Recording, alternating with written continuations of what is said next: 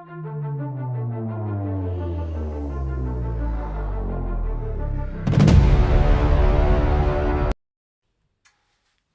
everyone! Nagdi-dinner ako. Ayan o. Ang dinner ko ay yogurt na may avocado at saka banana.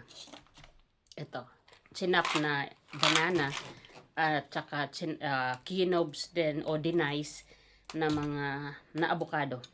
So, meron akong i-share na experience sa inyo na natutunan ko ngayong araw na ito. Grabe, nanginginig ang tuhod ko sa nervyos. Kasi kanina, mga 4, nandun ako sa baba. Kasi binabantayan ko yung alaga kong matanda. Kachat ko yung pinsan ko. Sabi ko sa pinsan ko, ito ba yung numero mo? Sabi ng pinsan ko, oo ate.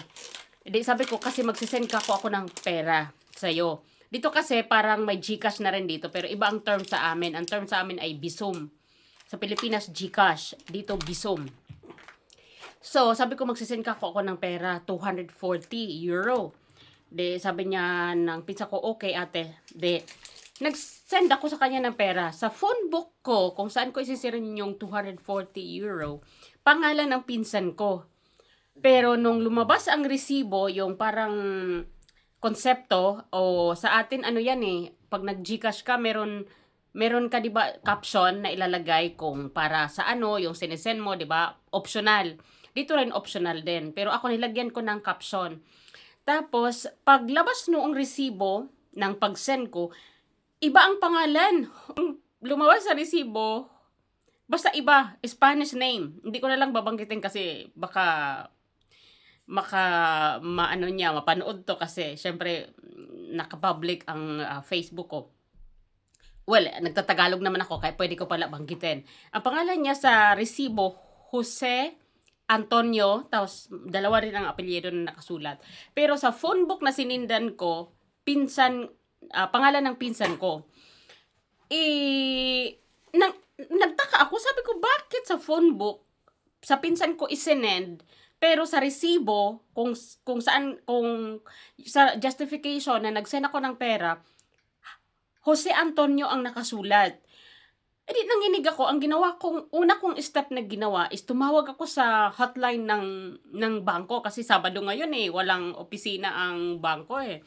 So tumawag ako, sabi ko sa nakasagot, sabi ko, kailangan ko ng tulong, anong gagawin ko? Nakapag-send ako ng pera sa hindi ko kilala. Tapos, sabi ng bangko, nako, hindi na namin ma-hold back yan kasi hindi mo transfer. Kung transfer ang transaction, ma-hold back namin yung pera mo. Pero kung Bizum or GCash, sa Pilipinas GCash, mahirap yan maibalik sa'yo ngayong araw na to. Pero makukuha mo yon for sure. Pero ngayong mismo, hindi mo makukuha yon. Adi sabi ko, paano ang gagawin ko? Sabi niya, i-try mong i-message yung taong nasindan mo. Magsabi ka nga, nagkamali ka ng send o nagkamali ka ng numero, ganyan-ganyan. Magpakiwanag ka. Tapos pag hindi siya interesado magbalik, saka ka na pumunta sa police, i-blatter mo, sabi niya gano'n. Pero mag-antay ka muna ng 24 hours. Pag di niya talaga ibalik, saka ka na mag-blatter para maibalik sa'yo yung pera. So ngayon, dumating yung anak ni senyora, yung alaga kong matanda, dumating yung kanyang bunso na babae. Ang sabi ko sa kanya, lawyer. Sabi ko sa kanya, I need your help. Sabi niya, what happened? Sabi ko, I need your help because I sent Bizum to a person, I don't know, but I sent 240. So, tinawagan ko din muna yung pinsan ko. Sabi ko, hold on. Sabi ko sa anak ni senyora, sabi ko, hold on, I wanna talk to my cousin and then I'll get you back later kasi nag-uusap din sila doon mag-ina eh. Then tumawag ako sa pinsan ko, sabi ko, anong nangyari? Sabi ko, ikaw ang naka-phone book sa cellphone ko, pero bakit sa resibo iba? Sabi naman ng pinsan ko, ate, wala na yung numero na yan, ninakaw yung phone ko, kaya hindi na ako nagmamay-ari ng phone na yan. Lalong nanghinig ang tuhod ko. Tapos, then, ipinaliwanag ko sa anak ni senyora, sabi ko, Sophia, my cousin told me that this number was stolen and she's not using this number anymore. Tapos, sabi ni Sofia, kasi ninenervyos na ako, sabi niya, relax. I'm gonna try to ask this person to send back the money to your bank. If he is not interested to send back the money to you, that's the next action that you are going to do is to go to the police. So, nag-antay kami ng almost an hour. Kasi sabi ko, maybe this person is working. Tapos nagpatulong na rin ako sa asawa ng pinsan ko. Kasi as in, 'di ba? Buti sana kung 40 euro lang 'yon, okay na. Pero 240, how much is that in Philippine currency? I think mga 20. hindi naman, mga nasa 15 or 16 thousand. Mga 18. O kasi malaki ang palit. So, sabi ko, hala, di tinutulungan din ako ng asawa ng pinsan ko na kapatid, magkapatid ang mga employer namin. Then after that, yung parang litong-lito ako, pero nagpa-pray ako dun sa sala na I am sure this money will be back to me. Parang confident ako na maibabalik talaga. Then okay na ako, na-relax na ako, uminom ako tubig. Tapos after a while, yun na nga, nag-send back sa akin yung nasendan ko. Nag-send back sa akin ng pera, tapos nagpasalamat ako sa kanya, pero ni isang katiting na reply, di talaga siya nagre-reply.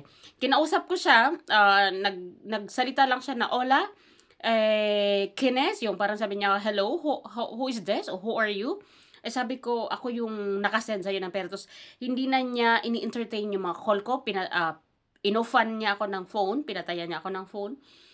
Then, nag-try alat ako tawagan siya. Hindi niya talaga tinatanggap. Nagiging busy. Sabi ko, okay. Maybe this person is working. So, yun na nga, after 1 hour and 36 minutes, finally, ibinalik niya sa akin yung pera. Kaya, kapag may mga ganito tayong mga confusion o sometimes hindi natin talaga inaasahan na nakakapag-send tayo sa taong hindi natin naman intention sundan, kailangan lang natin talaga unahin yung magtrangkila, yung maging lang tayo, mahinahon para ma-achieve mo yung gusto mong ma-achieve, or yung parang makukuha mo din yung gusto mo makuha. Like ito, gusto kong maibalik sa akin yung pera ko. So, ibinalik sa akin. Kaya, thank you Lord sa pamamaraan na, at saka sa yung mga sign na ito yung gawin mo, ito yung gawin mo, 'di ba? Thank you sa gabay. Kaya, yun lang. Maraming salamat. Bye.